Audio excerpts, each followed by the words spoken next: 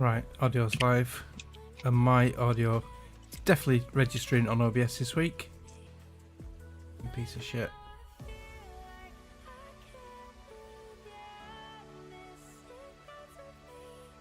Twitch podcast.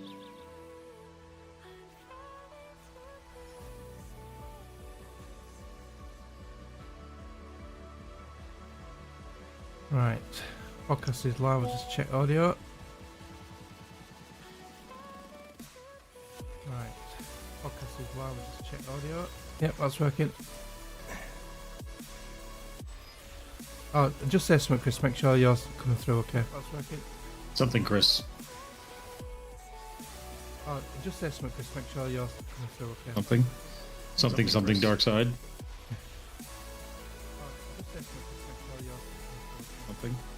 Something. Yeah, it's working. Right.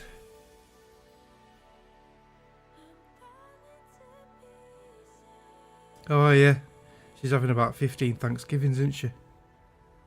That's a Midwest thing. Yeah. Yeah. It's like us having like 12 Christmases or something. Right, we're ready to go. We're ready to go. Right, will my stream deck work this week? Let me double check. It's your birthday. Yeah. Woo. Right, here we go. 5, 4, 3, 2, 1.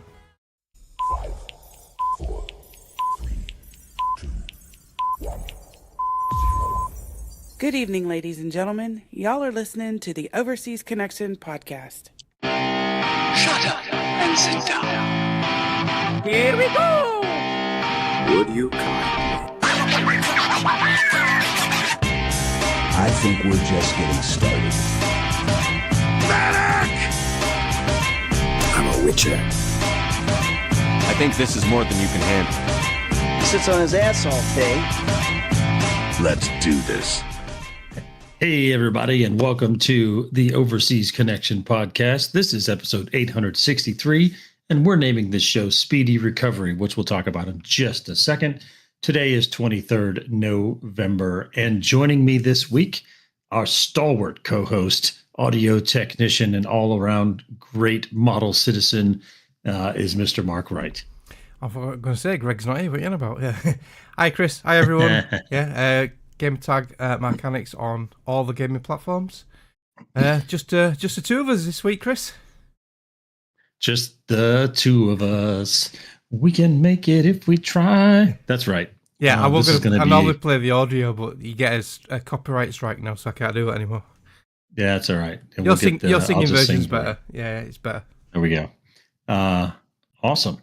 So Greg's not here this week. Some pressing concerns with young Collin that require his attention. So we hope that everything works out and he's able to join us again next week, where us Americans talk about all the yummy things that we're going to stuff our faces with this coming Thursday at American Thanksgiving.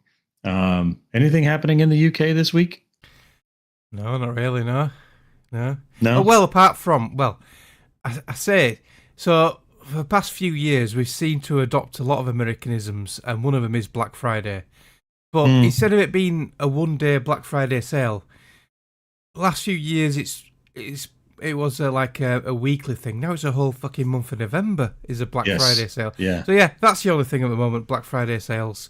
This particular week is the like more prominent. So. Yep. I've they're all popping up this week. Yeah. It used to be the Black Friday doorbusters, and people would be kicking down the doors to get in and get discounted TVs. And then you had Small Business Saturday. It was like, hey, skip Black Friday, come out Saturday and shop at your local businesses. And then they did Cyber Monday. Yeah. And now it's just all month. Yeah. So good deals. Hopefully, you got to be careful though, right? Because it's a shady practice, but a lot of places will mark up. Yeah. And then mark down, so it looks like you're getting a better deal than you're getting. Yeah, and UK trading laws, they have to have the previous price must be a certain percent. They have to have it for so long. So yeah, they inflate the price for so long, and then they can say they've discounted it. But yeah, it's a bit of a scam. Yeah. Sketchy practice. Well, there we go. Hopefully, everybody enjoys those Black Friday bargains. We'll talk about some hardware a little bit later. No community birthdays this week, but we do want to wish a happy birthday to Miley Cyrus, who will be 33, I believe, today. Bill Nye, the science guy, turning 70 this week. Winston Churchill. Hopefully, I don't have to tell anybody who that is. Is that Sir Winston Churchill, or is that just Winston Churchill? I honestly don't know if it was a Sir or not, but yeah. All right. Well, Winston Churchill, British legend, anyway. British legend. British legend, prime minister who led us through World War II. The UK through World War II. Yep. Yeah. 30 November 1874, his birthday. Wow. And American philanthropist and entrepreneur Andrew Carnegie, 25 November 1835. Carnegie, most famous now for Carnegie Hall, which is an arts center in New York City. Right. Yeah, I'm not surprised you don't know him. Kind of more of a figure in American history. Yeah. Than world history. So happy birthday to those famous people. Lots of famous birthdays, of course. Those are just the random ones that I chose because no one else picked them. There we go. Let's tell the people a little bit about what's going on this week, Mark, or has been going on this past week. Everyone here loves story time, our favorite time of the day. Well, I want to first start off with a big apology for last week's audio. So, an explanation of what happened. Seconds before we went live, I had a prompt to update OBS, but I didn't. And I've just recently, the day before, updated my graphics driver. Now, OBS can use hardware acceleration, which I have it set to. And for some reason, the new graphics driver didn't like the old OBS version. And all my screens went blank and it all crashed for about 30 seconds and then came back on. And I didn't reboot. But as a consequence, all my audio worked on everything else. Discord was fine, you guys could hear me. But OBS wasn't picking up my audio. It's like it had a massive noise gate filter on it. And it was only picking up part of my audio. Yeah, and I had to listen back. Oh, it was shocking. So, yeah, a massive apology for that. I have since updated OBS. Fault. Yeah, I've updated OBS since. Any noise gates automatically block out Greg's voice. That's what happened. Yeah. And it was just, there you go. Yeah, so, yeah, it seems to be working now. Yeah. Excellent. What's going on in the sand? Yeah, so, Dune Awakening. We have a private server, which we've had from day one, back in June. So, it's been going quite a while. Sadly, the game is properly dying off. I went on yesterday. And normally, there's a thing called the Landsrad where people do. There's two factions. There's the Atreides and the Harkonnens, and you do sort of like quests and challenges in game, and you win voting power on each side. The more quests you do, and there's like a big checkerboard with different items. What it ticks off who won what. They were non-registered at all yesterday, and there was only like 17 days left of the Landsrad. I think it lasts for a month. Oh no, 7. Oh no, it might be a week. I can't remember. Anyway, we were non-registered at all, so I think the game is dying off. And I went on to the Steam charts website where it tells you concurrent players. It was at 4,000 concurrent players worldwide. Compared to that's not good. No, compared to 120k at launch, yeah, it's properly dying off. So we have the decision now whether to keep the private server running. Out of the 8 or 9 people who we have registered on the server, there's only a couple who really go on now and again, and that is just to top up their generators. So I put a poll up in our Discord in the Spice Girls thread to see if people want to carry it on or not.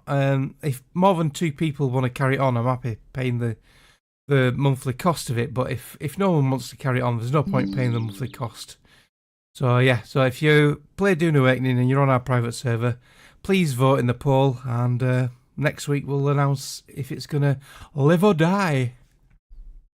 So an idea. maybe controversial, maybe not. Yeah. I believe that server is hosted in what is it, G Portal or something like that. Yeah. Which you can also use to host Enshrouded, and there was just the recent update to Enshrouded. Yes, you can. So if you wanted to, if the community is not going to play Dune anymore, I know there's a handful of us that play Enshrouded. We could start up an Enshrouded server. That is just a very good idea. Yeah, that is a very good idea. I need to get back into that because they've just released the water one. Yep. I know. Yeah, Scott was on about it yesterday. Yeah, no, it's not. I haven't played with it much, but it is an excellent addition to the various biomes. Yeah. So there we go. Yeah. Tell me about stage 1. Stage 1 has been activated. So I've been talking about it for a while. About reducing my hours or getting a driving job. So I actually applied for a driving job for Tesco's, doing their grocery deliveries, because they're pretty decent pay there. And I think it was only 8-10 hours a week, which I wanted to do more than that. But I applied for it and I'd got through the first stage and everything. But I managed to finally get a one-to-one with my boss who owns a garage. And we had a good chat, and he knew something was up with me. He knew something was bothering me for a while, but he didn't really want to say. I don't know why. But yeah, we had a really good chat, and I just came out with it. I said, look, I don't want to leave. I like it here. I've got a lot of respect for you and what you're doing with the business. But I need to cut my hours down. And he didn't argue with it at all. It just says, yep, I don't want to lose you. We can cut your hours down. What were you thinking? I'm thinking, well, at the moment I'm doing 45, which is more than the UK average. The average weekly hours now in the UK is 37 hours, which is what I used to do at the NHS. So I'm dropping to 36 hours. I do 9 hours a day. So I'm going to do 4 days a week. I'm going to do Tuesday to Friday. I'm having Mondays off. So yeah, 36 hours. So a little bit of drop in money, but not a lot. Yeah. And then the second stage will be maybe after a year, drop another day, or then look for a driving job. So yeah, started the ball rolling. So that's going to be after Christmas. So in the new year, I can play games after the podcast. There we go. But yeah, looking forward to that. Sunday night. That extra day is Sunday going to make night a huge sessions. difference. Yeah. Yeah, so yeah, very happy with that. What about you, Chris? What have you been up to? Oh, I have not had any news nearly that exciting. But today was Decking the Halls Day. So I don't know how early you all start decorating for the winter holiday festive season, but we start early over here. Yeah, some people do over here now. Like mentioning no names, Sam, my lad's girlfriend, fiance, whatever she is. All right. She hasn't done it as early as last year. Last year, day after fucking Halloween, 1st of November, a tree was up, all the trimmings. Yeah. This year, it went up last week, which is better than last year. But it's pissing me off that one of the radio stations is playing Christmas records already. Right, I don't mind in December, but not in November. I don't know. It's just I'm just that way out. My mum and dad always had this 12 days before, 12 days after rule. They wouldn't put their tree up until I think it was the 16th of December or something. We normally put it up after like first or second week in December. So yeah, it's too early. I think it's too early for me personally. But if that's what you want to do, knock yourself out. Well. So we haven't started decorating our house yet, but today was the day that we'd set aside to decorate our church. A few people stayed after church to get the church decorated for Christmas, and so that's that aside. It turned to be a little funny. So first thing that happened, went out to the shed where the Christmas decorations are, and no one has the key. So we finally find out where the key is. It's at somebody's house, which is 30 minutes away. And so the chaplain says, no problem. And he goes and gets a drill, and we just took the doors off the shed. So Christmas decorating started with breaking and entering with the preacher. Right. So there we go. And then we were trying to put together the manger scene, right? And the Yeah. pieces are just not there. It's like a prefab kit, but there's all these asymmetrical pieces where like clearly there's some pieces missing. So we had to stop that project. But we got most of the decorations up. And so Christmas season is off and running. Yeah. I'm with you. I think Black Friday is when most radio stations over here Yeah. start playing Christmas music. Yeah. The day after American Thanksgiving. Yeah. And I'm at kind of least okay that's- with that. Yeah, and I get that because it's only a couple of days before December, isn't it? And I Yeah, get yeah. that switch over from Thanksgiving to Christmas time. So Yeah. I get that. We actually bought some more Christmas stuff today ready. I think Jenny's, because Sam's got hers up, I think Jenny's getting that antsy. Feeling the pressure. Yeah, so she Feeling bought the pressure.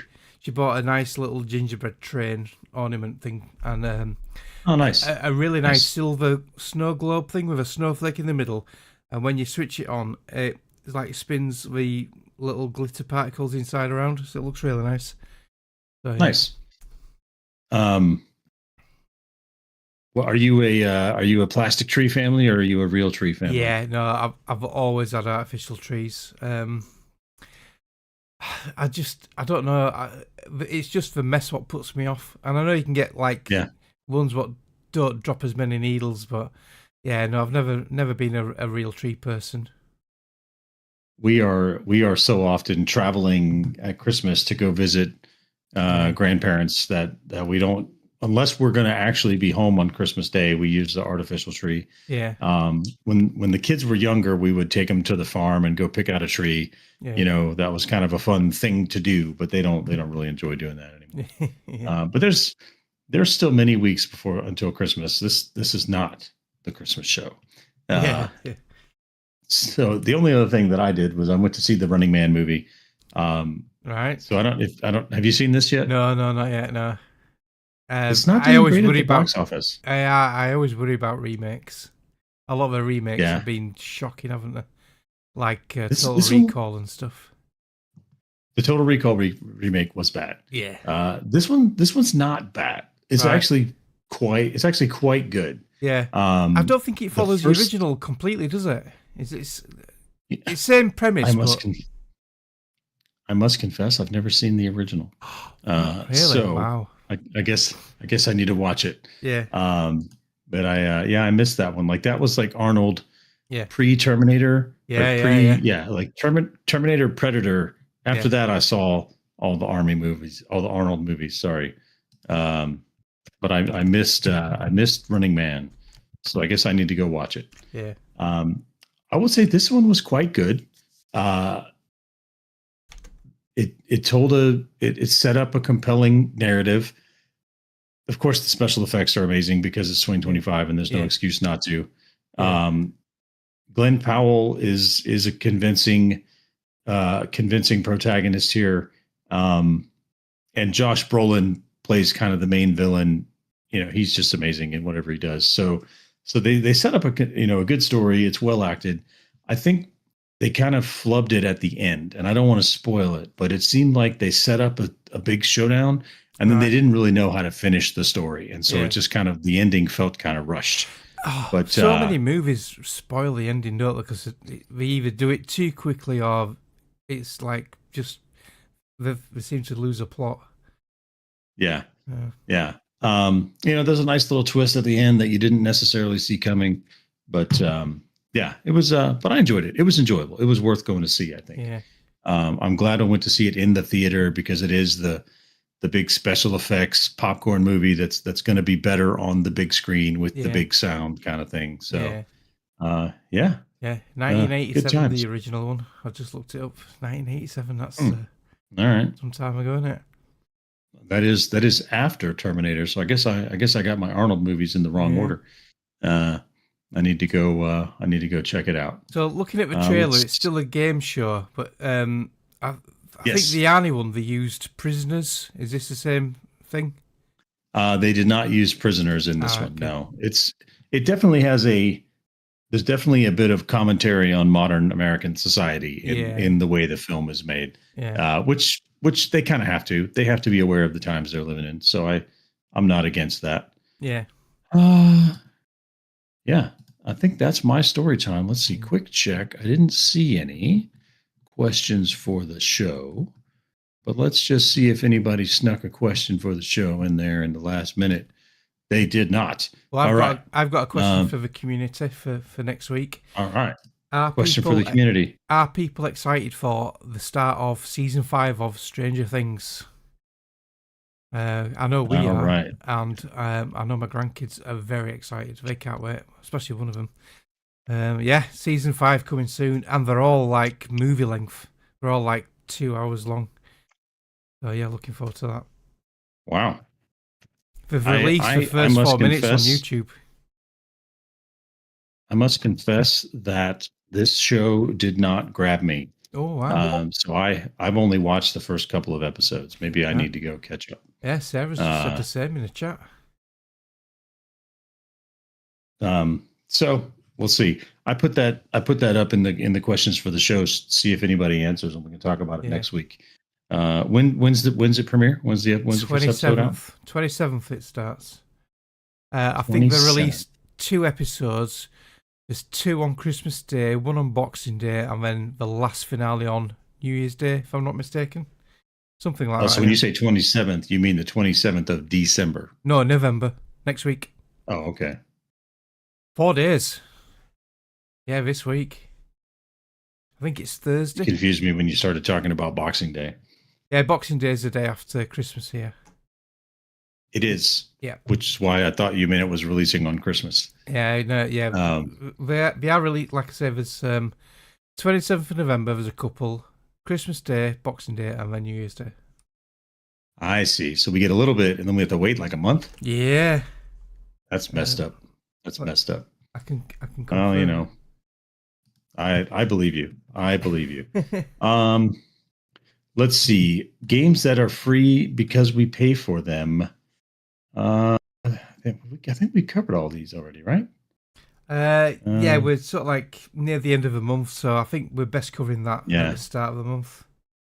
Yep. All right. Well, it does look like we get a new game this week from Epic Games called Zoti, whatever that means. No, so there you go. We'll be back next week with some, or maybe in 2 weeks, with some free games because you pay for them.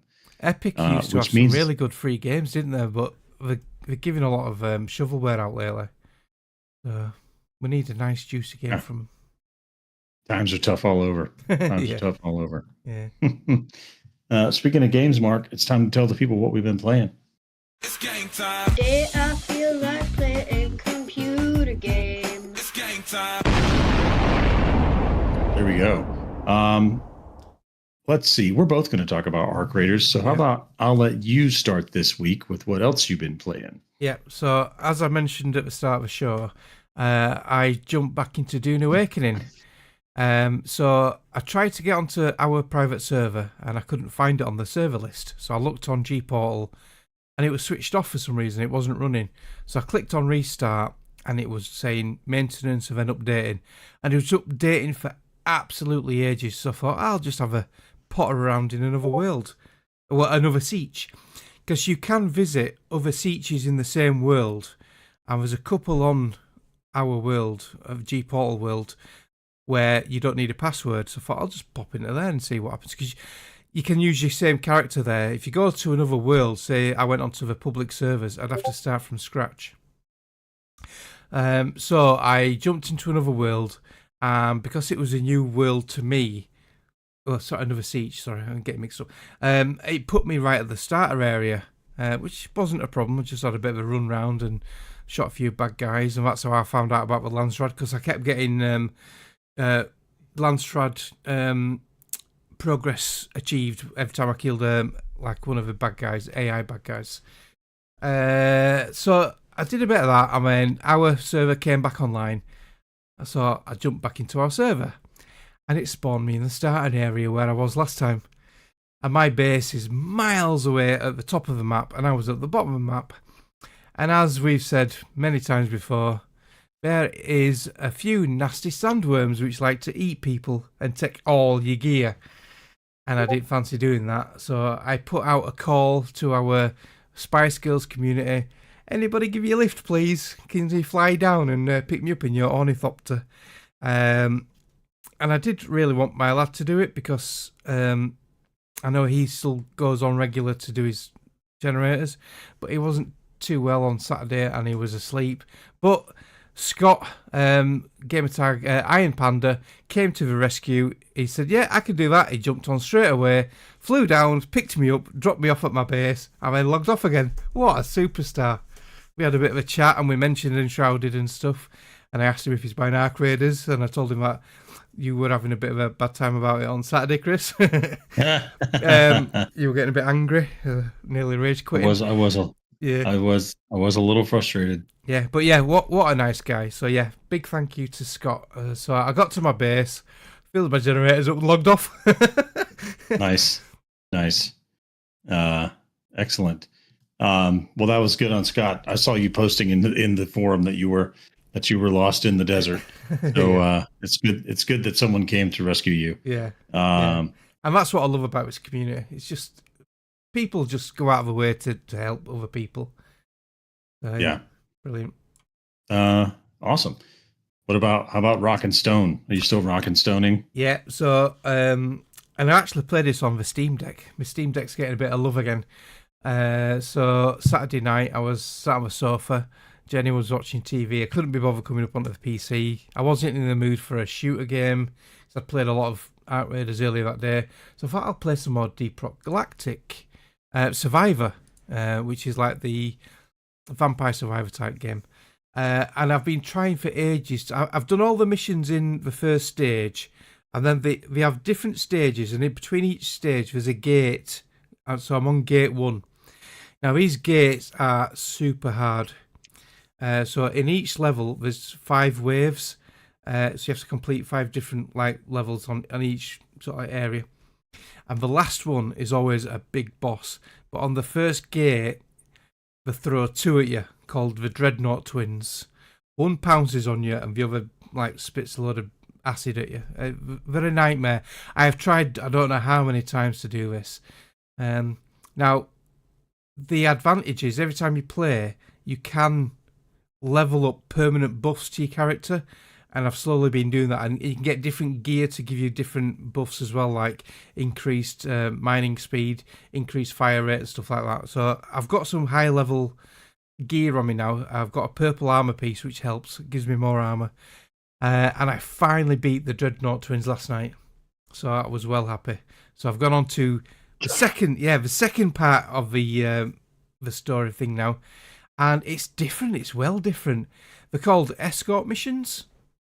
So instead of being a big... I hate those. Yeah. Instead of being a big square map, it's like a long map. And there's a big bulldozer at the starting area. And it doesn't tell you really what to do at first. And I was really struggling figuring out what to do. And I had to look online what you have to do. Now, there's some green gloop puddles bubbling around on the map. And I thought you had to avoid them. I thought they were would kill you. But no, you go up to them and you have to mine them, gather them, go back to the bulldozer, and that fuels it. So once it's got fuel, there's a ring around it, and you have to stand in that ring for it to move. But obviously, while you're stood there, swarms and swarms of bugs are coming at you. So you can't stay there all the time. Yeah. So, yeah, I managed to do 2 waves, but I didn't get to the 5th wave on that. But it's the first time I've done that. So, yeah, that's going to need a bit of fine art manipulating and figuring out the best way to do that. So, yeah, it's different. So I'm wondering if each different one after each gate is going to be totally different game type. Yeah, that was a nice surprise. So it isn't just like Vampire Survivors where you're just running around the same map all the time. It completely changed up the game plan and the game mode. But yeah, escort missions suck, don't they? What I do like, what I'm hearing you say is, if you get stuck in an area, you can always just grind it out until you get better gear. Yeah. Right. Sometimes as opposed to just being hard stuck. So that's nice. I do like that idea. Like on screen now is just in certain areas, there's different types of rock or resources you can mine, and those are what you can use to spend to do permanent upgrades to your character. There's a lot of flexibility in the game, and it looks gorgeous, and the sound's brilliant, and some of the quips what the dwarf says are really funny. Like I unlocked a. So as you level, you level up quite a lot. You can like I got to level 55 yesterday in the gate one, and each time you level up, you can get. It gives you 3 different random attributes. You can increase like fire rate, damage. It's on screen now, like mining speed and stuff like that. And I had one yesterday where it gave me the option to leap if I get damaged. So every time I got damaged, like it like jumped really high. And some of the stuff he was saying is like, "Oh, my boots were made for flying," and it was just hilarious what he was saying. Yeah, I really love this game. And if you've got Xbox Game Pass, it's free on Game Pass. Which it's I didn't free know. On Game Pass. Yeah, I actually bought this on Steam. I didn't realize. Yeah, Game Pass has got this. Like the sound of free on Game Pass. Yeah. We should try actual Deep Rock Galactic, which is also free on Game Pass. Yeah, I've got that installed now. I have tried it. I tried it initially and I liked it. And then I tried it again the other day on the Xbox downstairs. And I struggled because I couldn't remember what controls were and what to do. And I was lost and I couldn't find my way. So yeah, I think that will be better co-op. It's a shame there's no crossplay because I know Sarah loves this game. Yeah, I think you can crossplay between Xbox and Windows, but you can't crossplay between PlayStation and Xbox. Yeah. Or which is kind of a bummer. But as you can see on the screen now, you get a lot of enemies. A lot of enemies. Yeah. And the narrator will say, "Oh, watch out, there's a swarm coming," and then fucking shitloads come at you all over. And then the longer you take to kill the boss at the end of end of every wave, there's always a boss. You have to draw out the elite. And when you've got the elite coming after you, the longer you take to kill it, he'll say, "Oh, the swarm's getting stronger," and they'll be harder to kill. It gets really tense, really frustrating, but it's so much fun. I like it. All right, interesting. May have to give it a whirl. Let's see. Anything else other than Arc Raiders? We'll talk Arc Raiders in a sec here. No, that's it. Apart from the game of the year. Sorry, oops. What? All right. Well, speaking of the game of the year from 2016. So I this week I wrapped up the No Man's Sky Titan expedition. So what they've been doing is at the end of every year they rerun the expeditions from that year, but they also pick some of the older ones to do again. And so this was the one that unlocked the water giant planets and the gas giant planets, which have some unique resources that you can't get elsewhere. Yeah.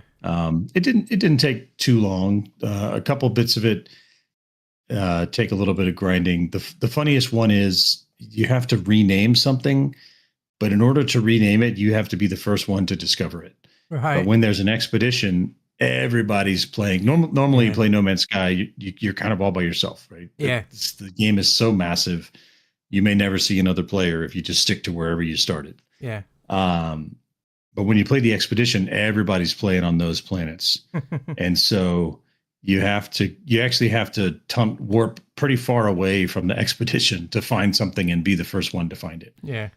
So that was really kind of the only frustrating bit. I did get stuck ever so briefly. I was on a water giant planet, and so you get an upgrade for your ship that allows your ship to kind of land on the water. It kind of hovers above the water. Yeah. I was like, all right, cool. So I landed my ship, jumped in the water to find the stuff that I needed to find. And then when I got back up, I was way far from my ship. And so I tried to call the ship to me, and it just kept saying, "Can't land here, can't land here, can't land here." Right, yeah. I was like, oh, that's no good. No. And so I found this island that someone else had built a base on, but it was like sheer cliffs all the way around it. And so I couldn't jump up to the top. So what I ended up doing was carving out just a little tiny bit and then using the terrain editor to build just enough land to land my ship on. Yeah. So I was able to, thankfully, this continue. This has got base building in it. Can you do like a Subnautica thing? Can you build a base on the water or anything like that? You can. So you did unlock specific base parts for building underwater. Right. There's actually an exo vehicle that's a submarine that you can use underwater. Right. Yeah. So there's a lot of neat features for playing on the gas giants and the water giants that you can't get other places. Yeah. I just did not have the stuff I needed to do that. Yeah. And unfortunately, this giant planet had water that was radioactive, and so the planet was just trying to kill me the whole time. Right. Well, the bit I've played of it, every planet's like that. They all try to kill you. So I need to get back into this. That one expedition, Breach. It was either Breach or the one before it. Those started you off on some terrible planets. Yeah. Like it just was trying to kill you from the word go. That one was tough. Normally it starts you off on the hazards are there, but they're low level hazards, so you can survive for quite a while on just your basic hazard protection, rather than having to upgrade it. But so that was fun. I have to say they have supported this tremendously over the years, and I really hope they are going to do something massive for the 10th anniversary next year. We've got to do, haven't they? Oh, I hope so. Yeah, there's got to be something massive for the 10th anniversary. The other thing that I've been reading is there's a lot of speculation that Hello Games are using No Man's Sky now to play test features that they want to put in Light No Fire, which is kind of their next big release. Yeah. Which I think is pretty cool. I'm kind of looking forward to that one. I don't know if you follow Light No Fire at all, but it's a very similar exploration type game, but instead of being set in an infinite space, it's set in one planet. Supposedly the planet will be the size of Earth. Yeah. And so there's very, depending upon how many players there are, you'll be very spread out. And it's kind of a high fantasy setting. Right. So I'm kind of looking forward to that. I think that'll be fun if it ever actually drops. Yeah, yesterday Scott mentioned a new space exploration game what's coming out early next year, and I know Jay sent me a video of it, and it looks really good. I can't remember the name of it though. So yeah, he's looking forward to that. It's not The Expanse, is it? No, Gary posted Osiris or whatever. It's called something like Starship something. I can't remember what the name of it is, but yeah. I'll have to put it in the... Star Citizen. No. But I think it's on a similar vein. So I think it's a cross between the No Man's Sky and the Elite Dangerous. Talking of Elite Dangerous, you've had a go at this, haven't you? So I did download Elite Dangerous. It was $6 on the winter Steam sale or the Black Friday Steam sale or whatever it is. So I was like, for that price, I may as well. Yeah. I have to say, now I've only played the tutorial. Played the tutorial. Yeah. But my initial impression was not great. Right. Yeah. And I don't know if it had to do with my settings, but everything was very grainy. It seemed like there were some times where I was supposed to be reading a menu, but I couldn't read it because it was too pixelated. Oh, wow. Like I couldn't read the word because it was actually, it didn't pop up a text box. It was actually like a screen that I was supposed to look that's at. right. Yeah. You know? And it just was too pixelated, and I couldn't read the words, so I found it a little frustrating. I think it will definitely be one of your settings because it looks mint on my setup, and you've got a high end graphics card like similar. Well, the older version of mine, which yours has got more VRAM than mine, so yeah, you've got more VRAM, so yours should perform really well. But yeah, I love Elite Dangerous. I did bump it up to ultra settings from high. It still kind of looks a little but I'll jump back into it, give it a little more. I figure you and Gary have to teach me how to play this since I've been teaching you how to play No Man's Sky, right? Corzan's your man as well. He's got more hours than any of us. But yeah, so this has so many memories for me, this game. This takes me back to my early teens. I think I was about 12, 13, and my cousin, who they lived in Sheffield, my dad's side comes from Sheffield, which is South Yorkshire, and we're in West Yorkshire. He had an Acorn Electron computer. I don't know if you had those over in the US. Well, maybe, but I don't remember it. Yeah, it was like a baby version of a BBC Micro PC. and that had the original Elite on it. That's the only PC you could get with the Elite on, apart from the BBC Micro. And it was the old 3D vector graphics. And every time I went over to my auntie and uncle's in Sheffield, that's all I'd asked to do. Can I go on Elite? Can I go on Elite? And I loved it. And it was, looking back at it, it looks shocking now, and it's so rudimentary. The space stations were a big, like, octagon type thing with a little letterbox. But now when you look at Elite Dangerous, the space stations are absolutely stunning to look at. So much detail. Like, as you're flying into the slot on the front of a space station, you can see electronic billboards, and there's all sorts of, like, small detail. It's amazing. But yeah, I've got a real soft spot for Elite. The other problem is, like, I think what you're going to experience initially is there's a massive steep learning curve to get into this game. And to get your first lot of credits to start upgrading your ship and buying a new ship. But it is a grind, but it's a grind what you're either going to love or hate. So hopefully you'll love it. I know, like you say, Gary's got well into this. Corzan. There was a few, I can't remember now who else plays this. But yeah, there's quite a few in our little community who played Elite. Because I started, when this launched on Xbox quite a few years ago, I was playing it on there. And how are you controlling the ship, Chris? Are you using a controller? I was using a mouse and keyboard. Oh, right, yeah. That might be an issue as well. With the controller, it's not too bad. But then I sort of like upgraded my computer a few years ago, and I started playing it on PC. And I contacted Frontier, the developer, and they let you transfer your commander from Xbox or PlayStation to the PC. You can only do it once, and you can't. Once you do that, your commander's deleted from the console. So I transferred in my commander, and I've played on PC ever since then. All right. And I bought the old Thrustmaster HOTAS flight stick, which makes a massive difference. It's really immersive. And I use a Stream Deck for my Elite Dangerous. So you know the Stream Deck with the buttons? Yeah. So I have a profile set up for Elite, so I'll press a button to do my hyperdrive, deploy hardpoints, retract hardpoints, stuff like that, and it makes it more sort of like a proper flight console. It's really good. So I'm hoping you stick to it, and I'm hoping you get into it and really like it. I need to get back into it. There's so many games I want to get back into. It's just having the time, which hopefully now I'll have an extra day to do that. I have some more time, right? Yeah. There you go. You and Gary and Corzan have all recommended this game, so I will give it another go.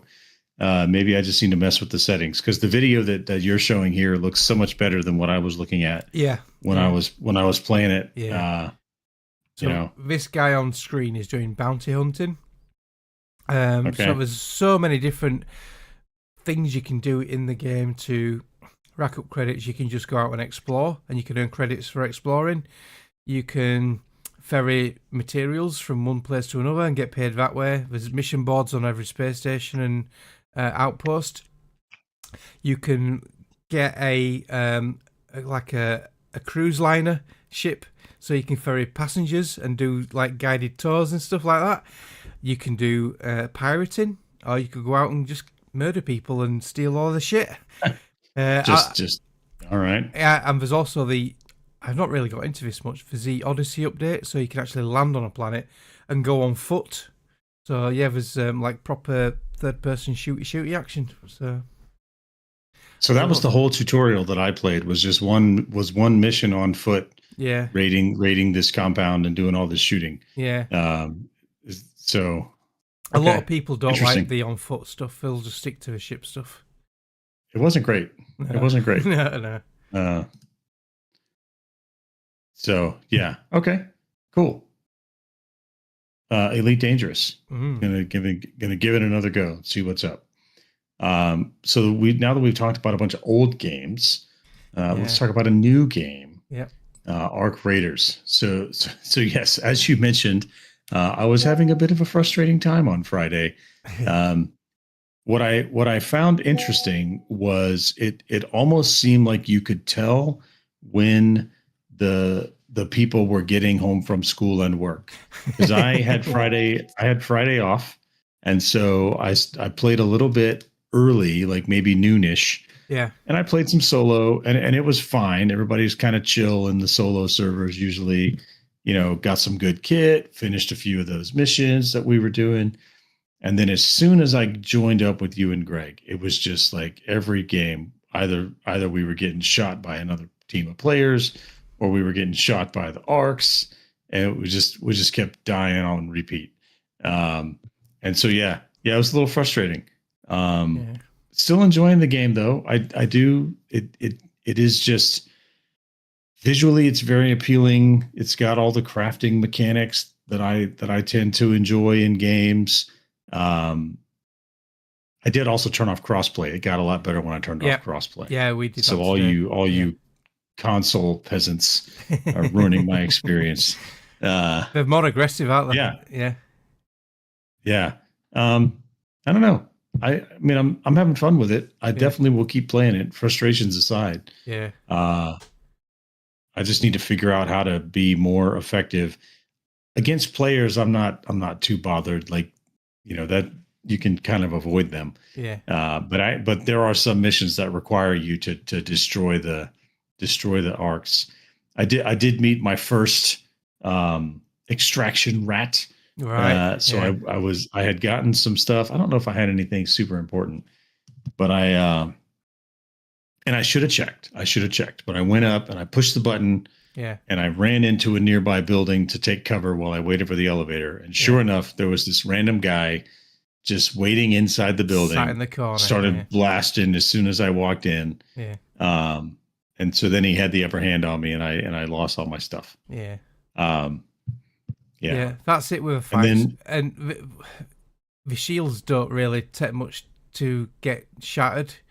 No. Like the anvil hand cannon, that can take your shield off in one hit. And once your shield's down, you're toast. And the shield doesn't fully protect you. So the light shield will do 40% protection. So your shield will take a hit, but you will also lose health regardless. Yeah. The medium shield, I think, protects 50 or 60%, and then the top shield does a bit more. But yeah, you will always lose health regardless of you having a shield or not. So that's one thing I do like, because you do have a fighting chance, but on the same token, you can be wiped out so quickly. If you get taken by surprise, you can get decimated in seconds. Yeah. Well, and we ran into that one trio that were kind of hiding had uphill from us, right? Yeah.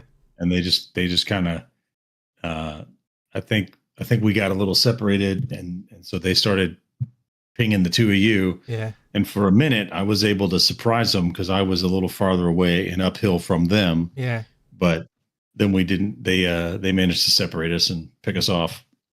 Just before you jumped on, me and Greg were doing duos, and we were in this apartment building because Greg needed some toasters for his mission, and he got his toasters. Yeah. And we came across this other duo team, and they were good. They took down my shield. I managed to survive. Took down Greg's. We went back into the apartment building, went on the roof, and they didn't follow us in. We were watching the stairs, waiting for them to come in so we could take them out. We recharged and everything, but they didn't come. And it was only like a couple of minutes, and Greg said, "Oh, come on, they won't be there now." I said, "Look, I guarantee you, they will be waiting outside for us to come back down."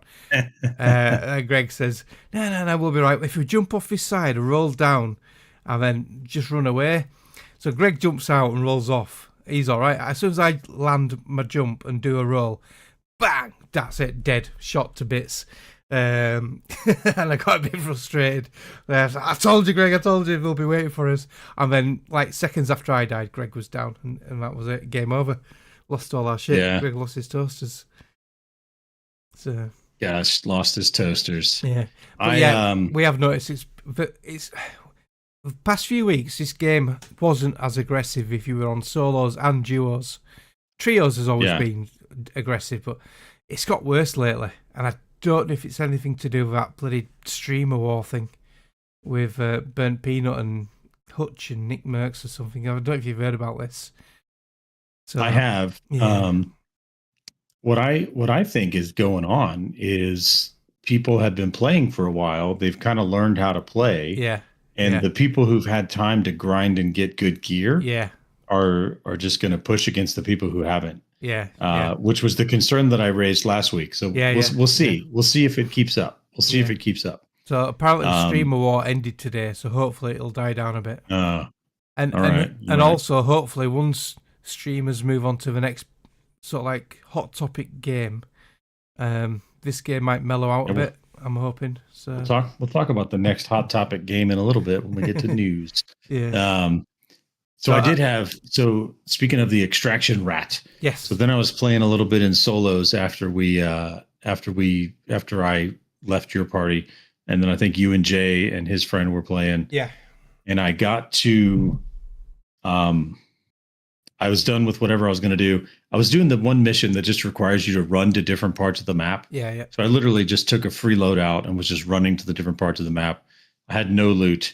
Anytime someone came near me, I would key the mic like, I've got nothing. Yeah. If it'll make you feel good to shoot me, go ahead. But I literally have nothing. Yeah. Didn't even draw my weapon. So I get to extraction, and there's this person in the building that I'm planning to take cover in. So I'm like, oh, that doesn't look, I've seen this one before. And so I went around the other side of the building, and the person was still there, just standing there. And they weren't like in the corner with their back to the wall. They were standing like facing a container with their back to the room. It almost looked like they were away from the keyboard. Yeah. I was like, I think this person's AFK. And I was like, should I shoot them? Should I shoot them? Yeah. I didn't. The elevator came and I extracted and they were still standing there. So I don't know what that was all about, but I did briefly have a moral dilemma. I got to find my stinking olives and whatever you need for level 2 rooster. Right. Apricots and lemons, is it? Oh, no, olives. Well, I got the apricots and lemons. I have to get the olives and lemons. I need olives and whatever comes. Yeah, I need mushrooms and apricots, but mushrooms are a nightmare to find. And Greg and I played for a minute before you got there, and it was lush blooms. So there were more vegetation, but then also more arcs. It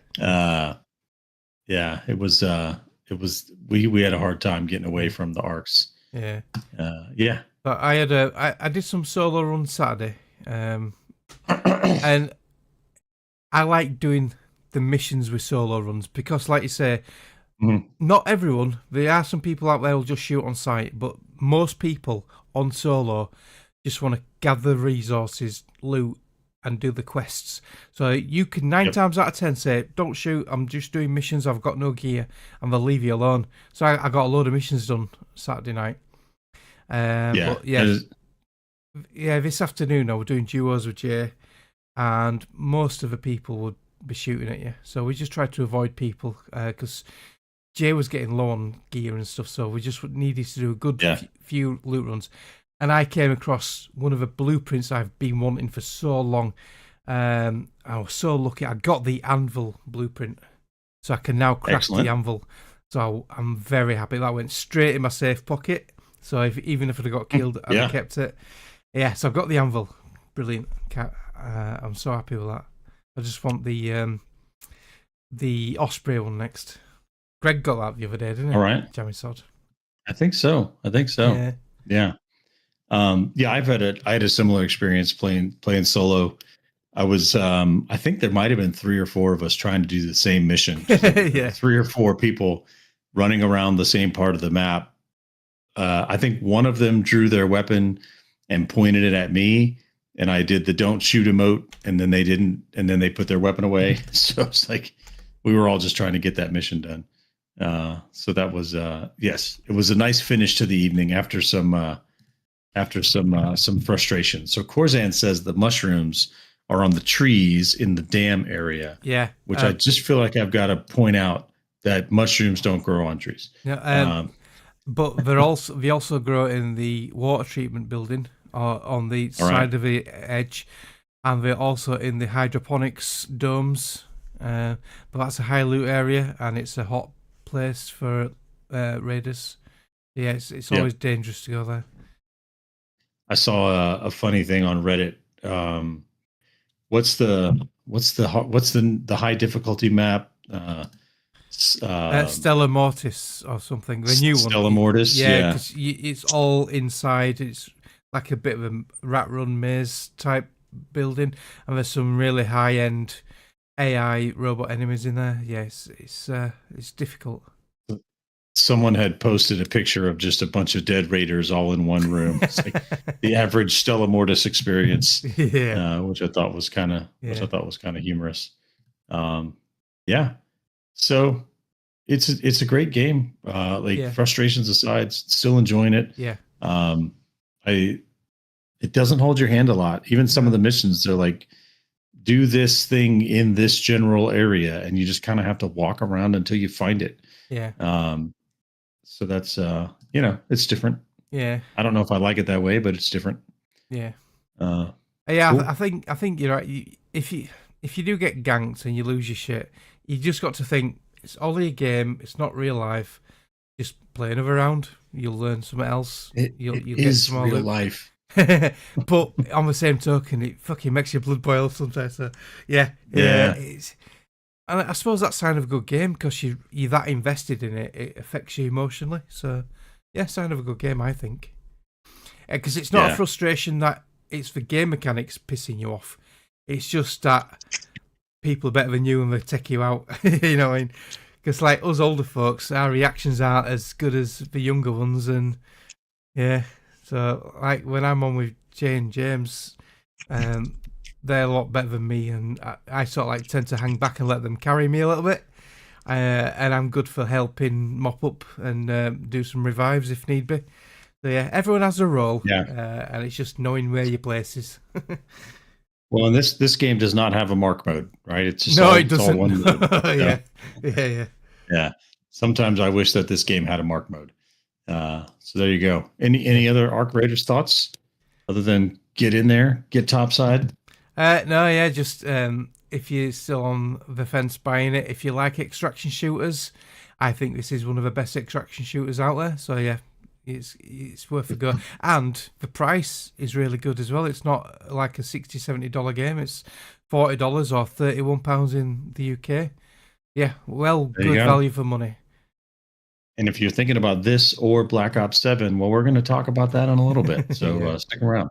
Yeah. Let's see. Hopefully we get some people in the chat that want to play, because otherwise it's just you versus me today, Mark. Right. We've come to everybody's favorite part of the show. It's time for the quiz. Yeah, you know what? Oh, too bad. Tough. Yeah. All right, Mark. Let's see how you do. I did prepare a quiz this week, so it's got a secret theme, but I think you'll be able to figure out the secret theme. I hope so. No pressure. I believe you. So first up is Subnautica from 2018, and we are looking for the PlayStation 4 release. So guess the Metacritic score for the PlayStation 4 release of 2018. I played this on PS4. I played this on PS4 when it came out. All right. And it ran really well. It looked gorgeous, and I'm sure it did really well review-wise. It's quite a deep game, a lot to it, a lot of exploration and a lot of deep. Yeah. I'm gonna say, 88. Mark says 88. Ooh, Sarah's put 92. Corzan says 85. Sarah says 92. Not seeing any other responses. I believe we will move ahead. Everyone feeling generous. 80 for Subnautica. I thought it'd be more than that. On the PS4. Maybe it did better on some other platforms. Yeah. Up next is our PC release from 2016. This game is Abzu, ABZU. U has an accent on it, but I couldn't figure out how to type an accent. So, and we're looking at the PC version for this game. I've played this as well, and I played this on Xbox, I think.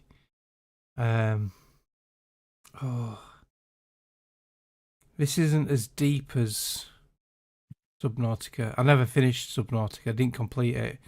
but I did complete Abzu.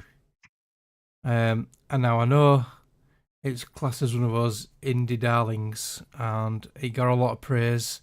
And I remember seeing this at EGX before it came out, and a lot of people were excited with it and talking to the developers. So, I know Robin and that were. I'm going to say... Oh, shit. Subnautica's score has put me off now, but I was going to say 86. Yeah, sorry, I'll go with my gut, 86. All right, Mark's going to say 86. We got a 78 from Corzan and 87 from RCGC. Let's see. Corzan also says Control Alt U. I did not get an accent, but maybe that's because my American keyboard only speaks American. That's my thought. Okay, so 86 is 86, 77, 86, 78, 87 were the guesses. Yeah. Actual answer 83. So close game. A bit nearer that time. Corzan has the lead, followed 1 point ahead of Mark, who is 5 points ahead of Sarah. So anybody's game still.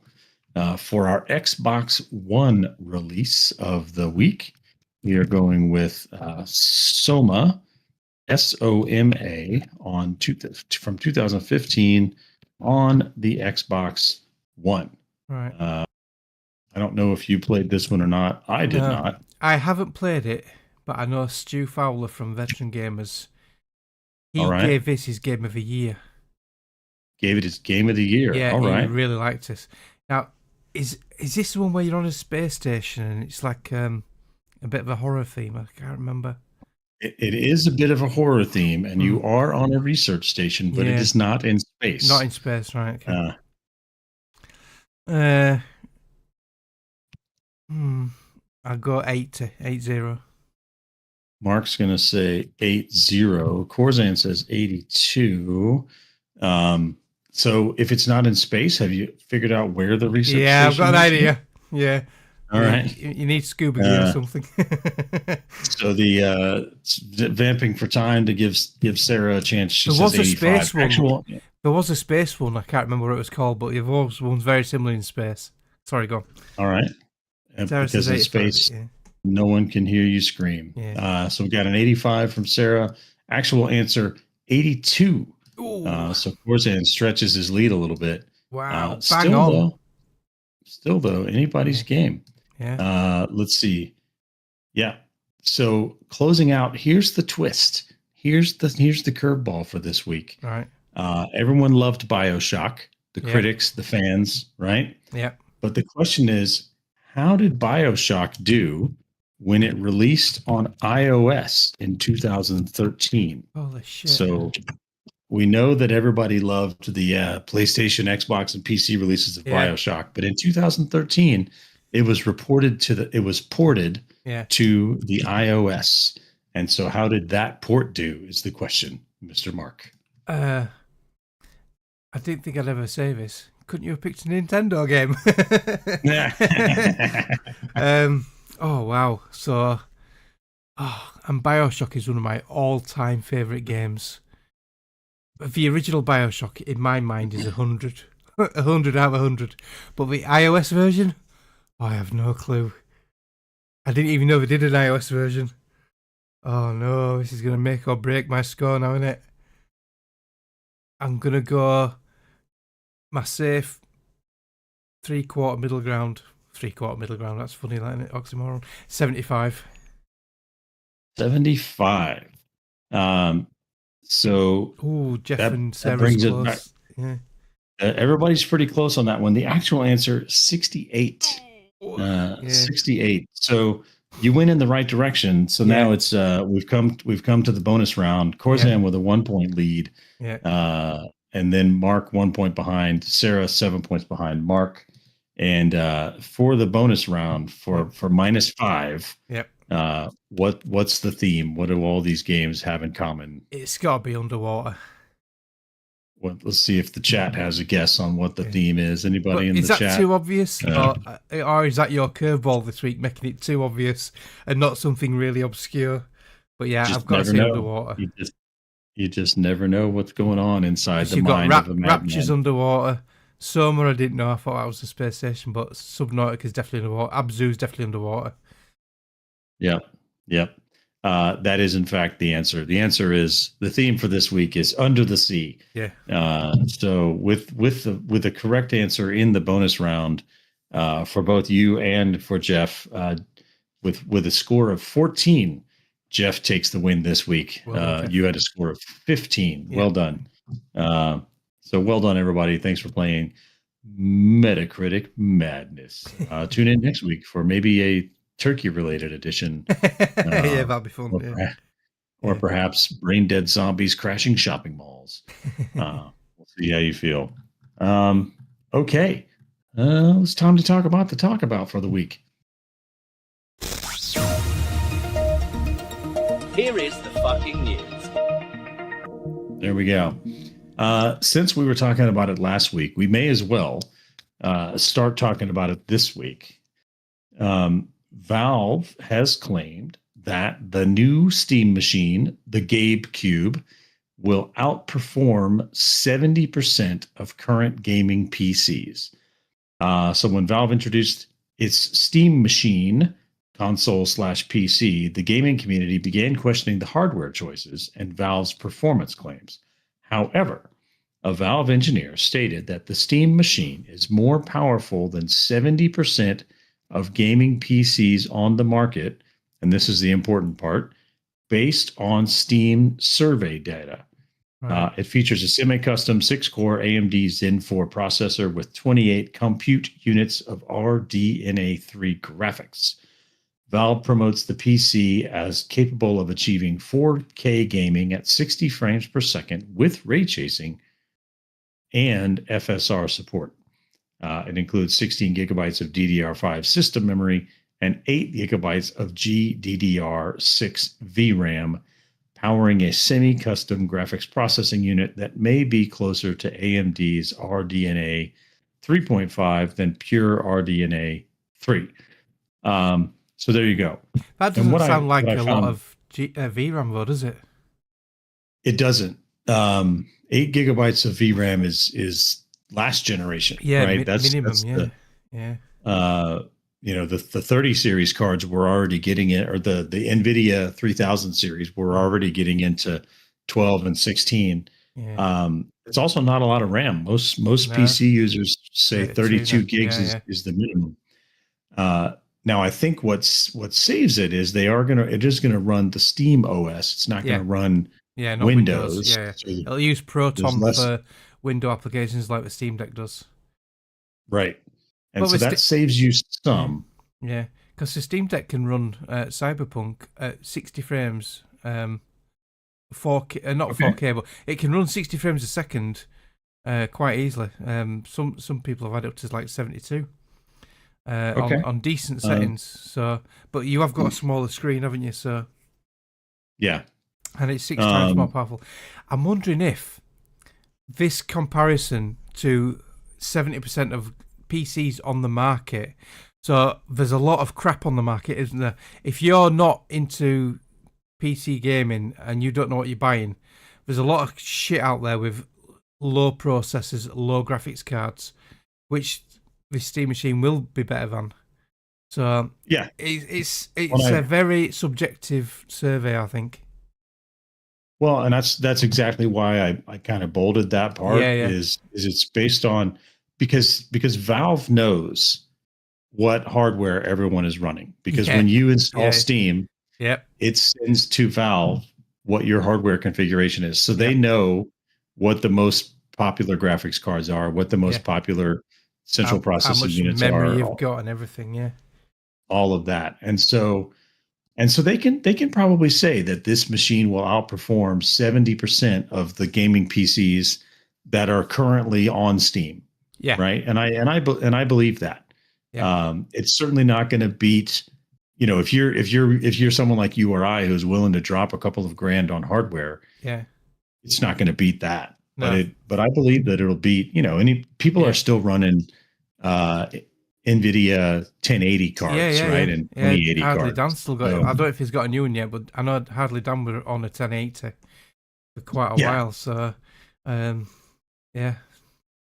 Yeah. So I don't find that claim to be too outlandish. I do think it's an interesting justification for, the choices they made in designing it, because they're trying to design it with price in mind, right? They're trying to make it competitively priced. And I know on our WhatsApp, because there's been no prices released yet, we did have a bit of a debate on price, and I threw out a figure of $1,000 minimum.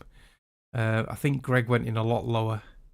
But if this is decently priced, this could make a nice unit for downstairs.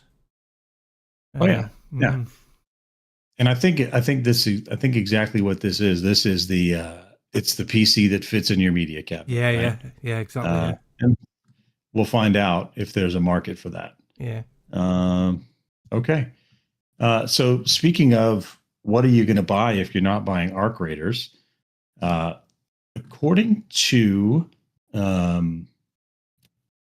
gamer data, sales data, Call of Duty Black Ops 7 has had a disappointing European launch, opening week sales 63% less than what Battlefield 6 managed during its opening debut in October. Wow. So based on the estimates from, I'm going to follow my link, thegamebusiness.com, game is down by more than 50% over last year's Call of Duty Black Ops 6 release. So not only losing against Battlefield 6, but losing against the previous iteration of the game. Yeah. So again, just more news of kind of a disappointing launch for Call of Duty Black Ops 7. Have you played this at all? No, I've not downloaded it or nothing. I know it's on Game Pass, but yeah. Like the last one, the Black Ops 6, I never downloaded that at launch, and I only downloaded it recently because you guys were pressuring me to play on the Tuesday and Friday shooters. And we had some fun on the multiplayer, but I have not been a fan of Call of Duty for quite a while now. I used to love it back in the day, but I think it's just an age thing. It became too fast and too twitchy for me. It was a case of die. Oh, got a kill. Oh, die. And this new one looks even more insane. The speed and momentum in the new one, it's just, I've seen some videos of it, and there's this guy trying to shoot this guy, and he's like zipping around all over the place, and he just lands and takes him out. It's just, it looks insane. But yeah, it's too fast for me. It'll be alright with friends, but yeah, that's about it. Yeah. I may play this later. I have also noticed in the Call of Duty community on Reddit, a lot of people saying, looks like I'm going back to Modern Warfare 3. Right. Even with Black Ops 6, a lot of people still hold up Modern Warfare 3 as kind of the best recent Call of Duty game. So there you have it. Don't hesitate. Get Arc Raiders. That's what the community's on. Yeah. Come have fun. Okay. And then the last story for this week, I just noticed this. Tencent has completed a 1.16 billion euros investment into the Ubisoft subsidiary Vantage. I'm just trying to ban this. I can't. It's been a while since I've done this. Kim normally does this. There we go. Banned. There we go. I've got an advertising. Yeah, geek. I'm glad you figured out how to do that because I couldn't figure out how to do it. Yeah. So there we go. So Tencent, 1.16 billion euros or $1.25 billion US dollars invested into Ubisoft subsidiary Vantage. And Vantage controls the franchises like Assassin's Creed, Rainbow Six, and Far Cry. And so I think this was kind of a move to get Ubisoft out of debt. Yeah. I'm not massively familiar with the games that Tencent publishes or what kind of influence this may have on their... They've got the fingers in a lot of pies. But I did see a few videos recently saying that Ubisoft is absolutely cooked. They are struggling and they are going to go under. So maybe this might just save their ass for a little bit. We'll see. We'll see. Maybe too many Assassin's Creeds since we've had like 40 of them or something. So there we go. Which is a shame because I like a lot of Ubisoft titles. I like the Assassin's Creeds. I like the Far Cry's. I like the Ghost Recon stuff, the Wildlands and the Breakpoint. So I'd be sad if Ubisoft went. But yeah, I think they're focusing on the wrong things, and you gotta think that you've got to move with the times, haven't you? You do, and I think you got to think that if they do go under, that the those IPs are going to get snatched up, right? So maybe that's what Tencent have put in this investment in for. If something does go pear shaped, maybe unknown to us, but maybe it's written in the contract they will salvage some of the IPs. You don't know, do you? Yeah, and like you said, you'd love to see the company stay afloat. All those people get to keep their jobs. But if they do go under, you'd love to see those IPs continue to flourish, right? You'd hate to see those IPs just die. So I've just done a quick Google search. Tencent owns or has stakes in many video game developers, including Riot Games, who do Valorant, Supercell, Epic Games, who've got a stake in them, Activision Blizzard, who've got a stake in them, even though Microsoft has bought them. Grinding Gears, Funcom, Dune Awakening. Yeah, so they've got their fingers in a lot of pies. That's their fault. They killed Dune Awakening. That's goddamn Chinese. All right. So that's the news for this week. I'm sure we'll have some more news stories after the Black Friday sales go live. See what's going on. We don't have any new releases to talk about this week, so we'll get some new releases in there next week. Which means it's time for me to tell you that if you want to play games with us, and why wouldn't you? You can find us on all the time, but mostly we try to get together at about 3:30 on the U.S. East Coast, which is 8:30 in the U.K., 12:30 on the U.S. West Coast, and 2:30 in Kim's time zone, but she's not here. Tuesdays and Thursdays, shooty. We've mostly been playing Arc Raiders lately. And then on Fridays has kind of turned into a single Fatal Friday. About 3 p.m. East Coast time, 8 p.m. UK time. We've been getting together to play a bit. We try again at 8 p.m. Central, but that one seems to be less popular. But I'll be around and I'll send out a call out on the Discord server. So come to the future and see what we're up to. Chat about games, learn when we're playing. Don't be like Greg. Embrace the future. I don't know why he just really hates Discord. He's just a curmudgeon. That's what it is. He's just an absolute curmudgeon. I think it's great. I love Discord, mate. It's so much more organized. You can go talk about whatever you want in your different channels. It's not just one big long string of texts. I know forums. I know forums are sort of like more or less dead now. But back in the day, I loved the forums, the 035s and the G4TE. And Discord is the closest thing to me to a forum, and yet you've got voice chat ability and video ability. You can share your live stream on your game you're playing to someone.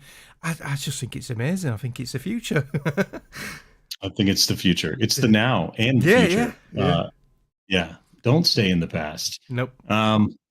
If you want to send us anything, the first place we always look is in the future in the hashtag questions for the show thread. Yep. And we would love to talk about whatever questions that you want to ask us, games related or not games related. We talk about whatever on this show. And if you're in our Discord, it even sends a reminder out every Sunday at 4 p.m. to ask us a question.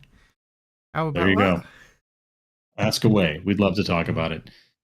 If you're still using email, ocpodcast@gmail.com. We are on Facebook, and Kim does monitor the Facebook. if you want to check out the voice version of this podcast, you can find us at the Overseas Connection on Podbean. And here we are. It's time to do some shout outs. First, time to give a little love to the chat because we haven't done so yet. We've been remiss. Apologies. Normally, Kim is the one who gives love to the chat and handles the band hammer. But we have seen Lord, Joysticks and Chill, RCGC, and Corzan06 hanging out today. Thanks for hanging out and listening to the show live and participating in the Kerr Wiz. I want to shout out Greg and his family. Hopefully there's a speedy recovery post ops. I want to shout out all you Arc Raiders. Every time you fall, it's just setting you up for an epic comeback, or at least that's what the black screen tells me.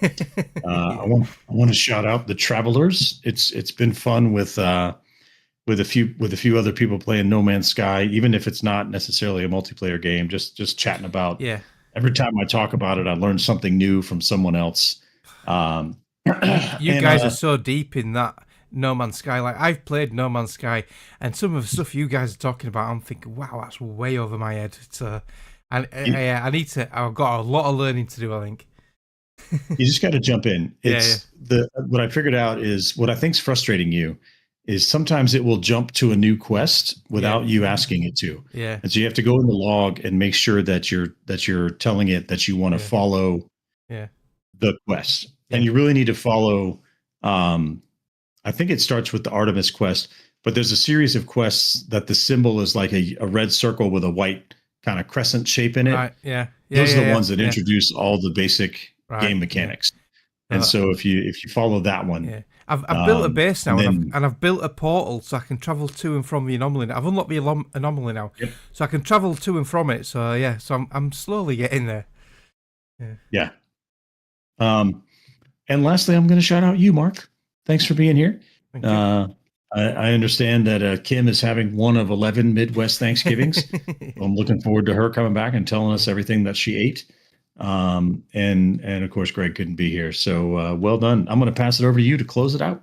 I want to give a massive shout out to Collin, Greg, and Cindy. It was upsetting to hear the news, but he's on the mend now. So best wishes to Collin.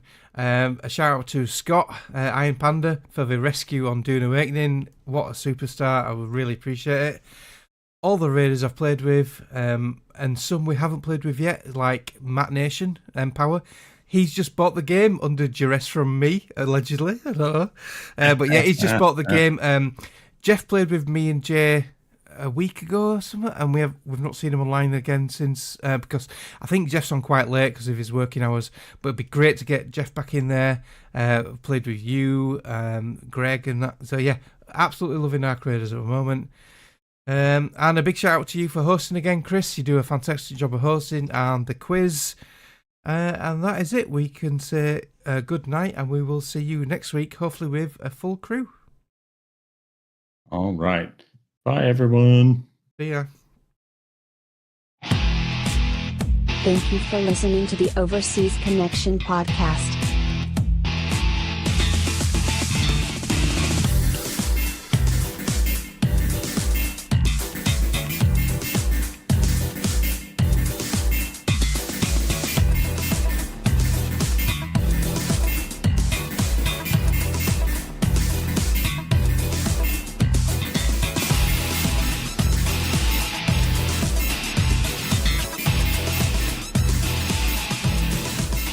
See you same time next week.